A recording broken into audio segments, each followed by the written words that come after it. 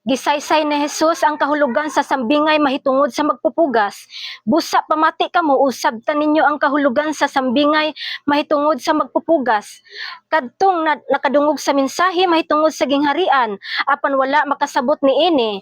Adtuon sa yawa ug sakmiton gikan kaniya ang mga binhi nga napugas diha sa iyang kasing-kasing.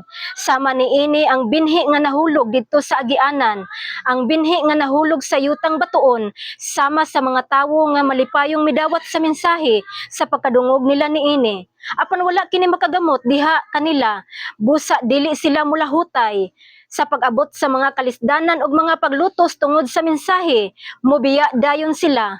Ug ang binhi nga nahulog sa dapit sa mga tunukon nga sagbot, sama sa mga tawo nga nakadungog sa mensahe. Apan ang mga kabalaka bahin niining kinabuhia ug ang gugma alang sa mga bahandi, may patigbabaw kay sa mensahe ug dili sila makabunga. Ug ang binhi nga napugas didto sa maayong yuta, sama sa mga tawo nga nakadungog ug nakasabot sa mensahe, mamunga sila tag 100, ang uban tag 60 ug ang uban tag 30.